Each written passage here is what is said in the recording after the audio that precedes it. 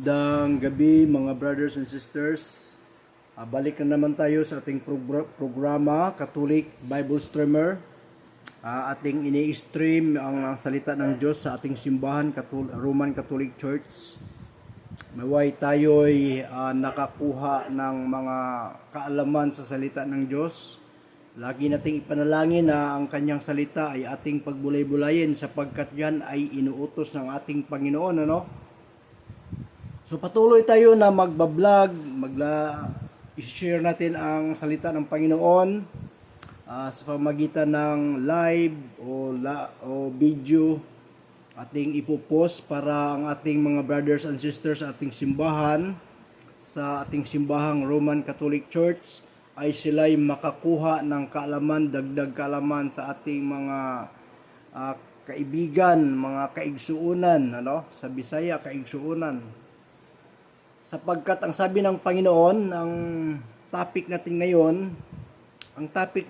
ngayon dito sa, ang sinasabi ng Panginoon dito sa kanyang Ebanghelyo sa Mateo, ang sabi ng Panginoon dito sa Book of Mateo, ang sino mang sumunod sa akin, mga igsoon, mga brothers and sisters, na ang sino mang ibig sumunod sa akin, yung ibig sumunod sa akin, ang sabi ng Panginoon sa kanyang Ebanghelyo, ay ano bang gagawin natin? Yung ibig sumunod. Tayo ba ay nakasunod kay Kristo, mga igsoon?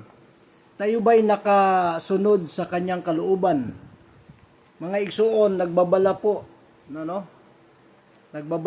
tayo na tayo ay huwag tayong mag-focus doon sa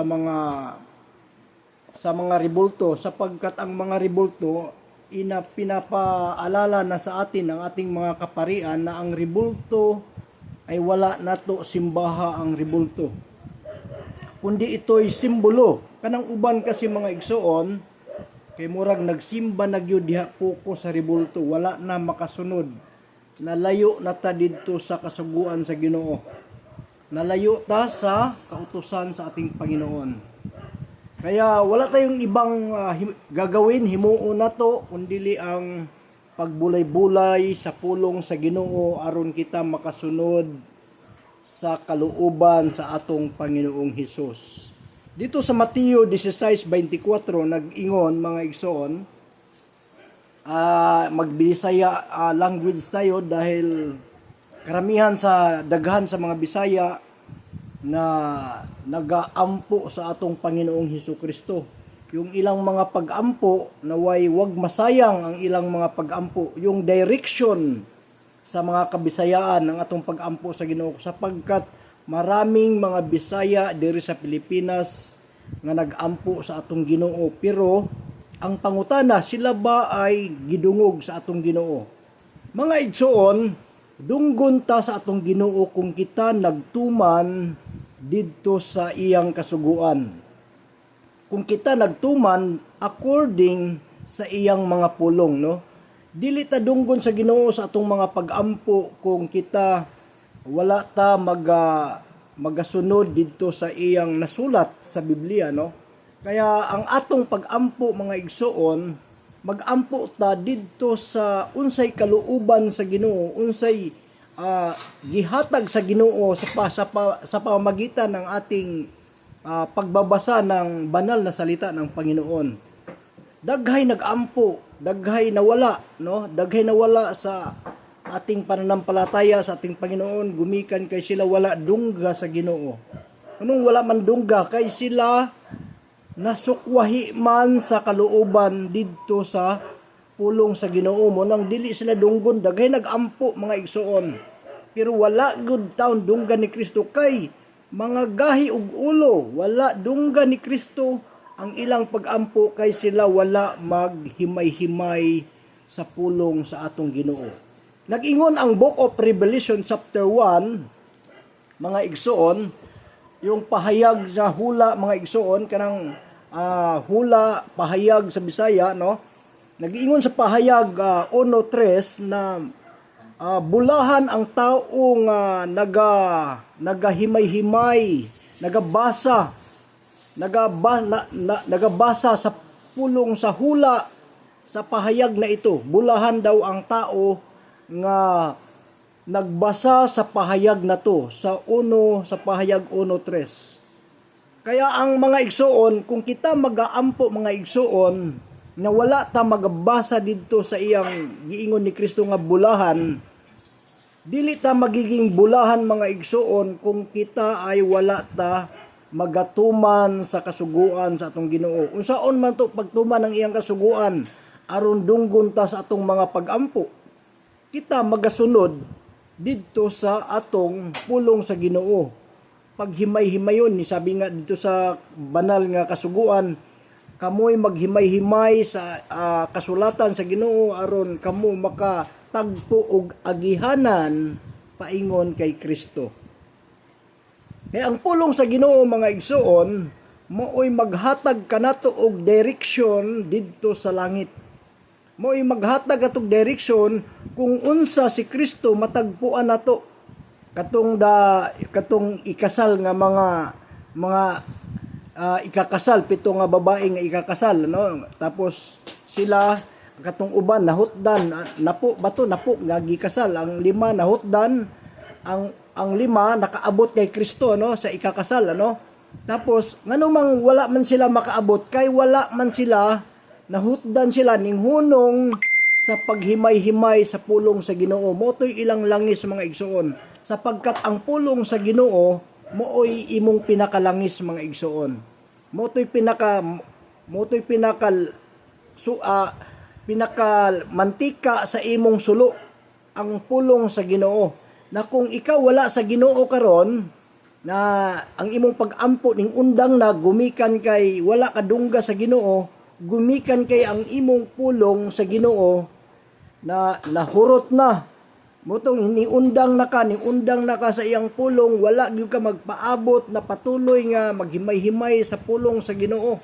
Moto nga ikaw mahutdan ka og yung gas sa imong sulo kay wala ning hiwalay naman ka sa Ginoo. Motoy giingon sa mga parable nga the wise marriage, ano? Mga igsoon. So sa Book of Pahayag mga igsoon sa 1:3 nagaingon si Kristo dito nga bulahan ang taong nagabasa sa pahayag niini, gumikan kay sila ay magiging bulahan.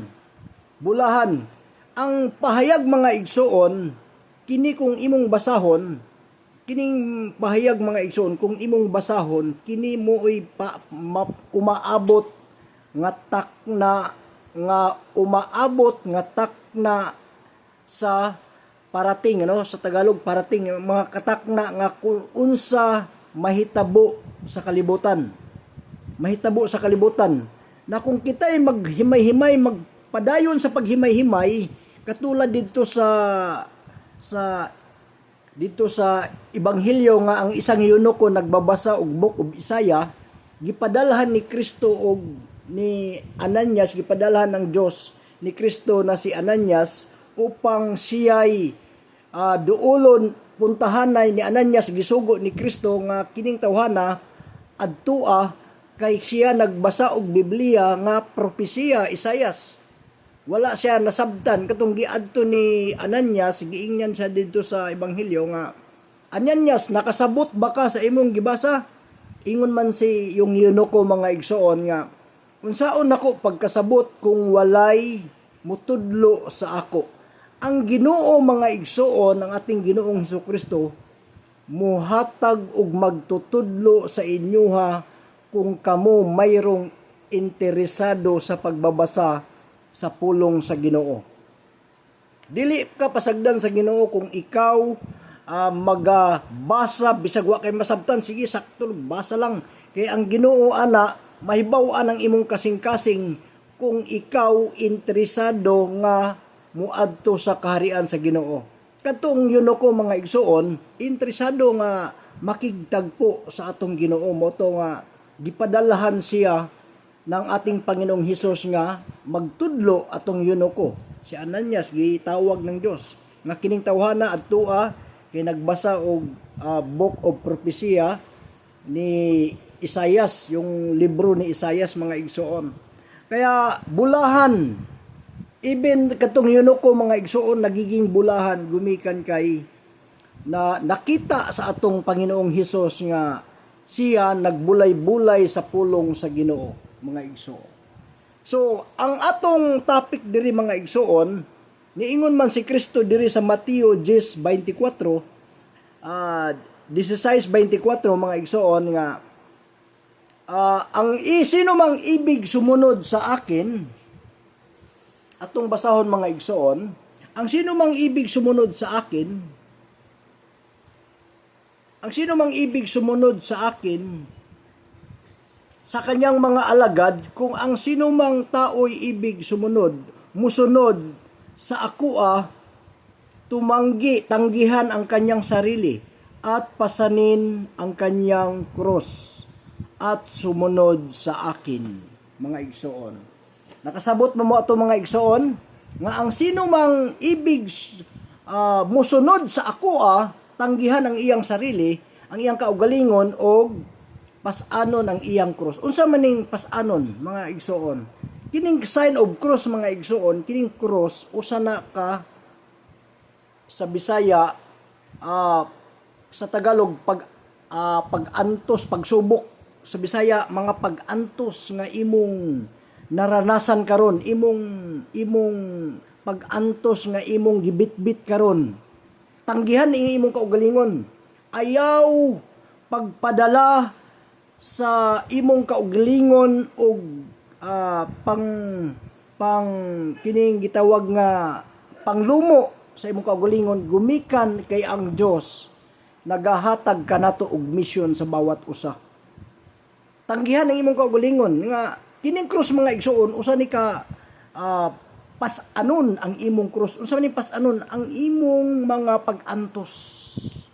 Si Kristo nagpasan sa iyang mga pag-antos gumikan sa atong mga kasalanan. Kining cross, mga igsoon, mo ni sign of the meaning of mga pag-antos nga imong ginabuhat diri sa kalibutan, nga ang imong gikuhaan og paghugot kining atong pulong sa Ginoo sa pamagitan sa yung imong pakikipagtipan diha kay Kristo ug sa imuha.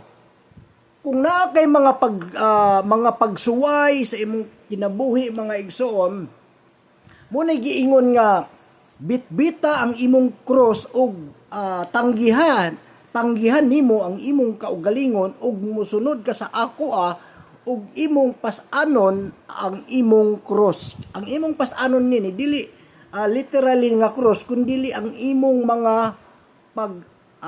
pagsuway, kanang mga pagsuway ba nga pagsubok sa Tagalog, mga igsoon, kining imong mga alantuson nga mga mission sa imong kinabuhi. Mo na giingon, pasano nimo ang imong cross ug ikaw magpabilin. Mo na giingon nga bulahan nga ikaw nagpadayon sa pagbabasa sa mga propesiya na ito, mga propesiya sa pahayag, mga igsoon. Yung ating Panginoon na kung kamo nagbulay-bulay sa iyang mga pulong, mga igsoon, ang Diyos magpapadala kanato og mga magtutudlo.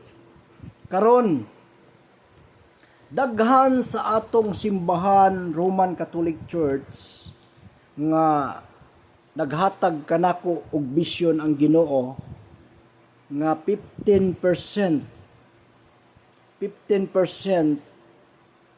maoray maluwas sa atong simbahan. Pasaylo ako ninyo, mga igsoon, mo nay gidamgo kanako sa akong mga damgo. Mo to nga ako naghimay-himay dayon ko sa pulong sa Ginoo. Nganong mga gamay ra may luwason sa Ginoo? Nganong gamay ra may luwason? Gumikan kay pag-abot sa taknang panahon, mga igsoon, wala na sila magsimba kay Kristo. Tuana nakatutok didto sa ribulto. Sa mga ribulto, mga igsoon, sa pagdating ng taknang panahon, darating, muabot ang panahon nga ang sila suwayon sa Ginoo, gumikan kay ang ilang pagtutok didto ragyod sa mga ribulto. I encourage, mga igsoon, nga kita gihatag na sa atong mga kaparian nga naghatag og babala nga ang mga ribulto, mga santo, kanang mga imahe Wala na to simbaha mo nagiingon sa atong mga pari nga ang mga rebulto wala gid na to simbaha. Kundili magtutok ta didto sa pulong sa Ginoo. Ja og moingon kag ako kang diretsohon karon, ikaw wa ka magampo sa rebulto mo na atong mga kasunduan, no? Unya og pangutan-on ka wala ka magampo sa rebulto, unya og mo ampo ka sa rebulto murag sagad ang imong mga pagsalig sa rebulto mga igsoon. So, sumala sa mga lumang henerasyon mga igsoon sa panahon ng mga kaagi sa mga katigulangan, no? Mga katigulangan, ang mga katigulangan nato mga igsoon, sila gitagaan og maayong panginabuhi. Gitagaan og maayong grasya kay sila nagasunod sa tipan sa Ginoo. Kung unsa ang Dios nagahatag kanila og mga direction pinaagi sa propeta, sila mosunod. Unya pagdating sa mga propeta mga igsoon, pag human ato nga sila nagre-rebuild na, gumikan sila, naumay na sila, wala na sila ang ilang pagsunod dito sa batas sa mga propeta, murag wala na sila makaantos, no? Naglain na sila, naghimo sila og na dili kaluuban sa Ginoo, dili maoy kagustuhan sa Dios. Motong sila ay gi-wipe out sa Ginoo. Sila gihukman sa Ginoo. Panahon nila ni Noah, panahon nila ni Lot, mga igsoon. So kung kitay mulayo sa pulong sa Ginoo mga igsoon, kung kitay mulayo at magpabilin ta didto sa atong mga rebulto, kay ang imong henerasyon ron, ikaw atong ihatag nga ikaw wala ka magampos rebulto ron. Unya imong gipakita ang imong mga anak, imong mga apo, mao na toy ilang manahon nga sila mututok na gyud sa rebulto, wala na man nato matudluin nato og pulong sa Ginoo. Karon mga igsoon, dapat atong tudluan ang atong mga anak nga kita wala ta magampo sa mga rebulto, kundi kita atong tudluan ang atong mga anak, mga apo sa tuhod, kaapu-apuhan, nga sila ay magbaton sa paghimay-himay sa pulong sa Ginoo aron masakop ta didto sa giingon sa pahayag 1:3 nga bulahan ang tao nga magbasa sa pulong sa hula sa pahayag na ito mga igsoon. So daghang salamat mga igsoon, ang Ginoo magpadala kaninyo og mga espiritu niya upang suguin niya ang tao upang kayo ay tudluan sa ating Panginoon. Ang Diyos ay espiritu. Anytime na kung nakita sa Diyos nga ikaw nagbabasa sa iyang pulong, automatically ang Diyos magpapadala nga magtudlo sa imuha. Dili ka pasagdan mga igsoon. So daghang salamat Catholic Bible Streamer nga kita makatabang sa atong mga kaigsuonan mga Bisaya, sa atong kaluwasan sa pangako ng atong Ginoong Hesukristo mga igsoon. Madaghang salamat. God bless everyone. God bless po. Daghang salamat. In the name of the Father and of the Son of the Holy Spirit. Amen and amen. God bless po. God bless.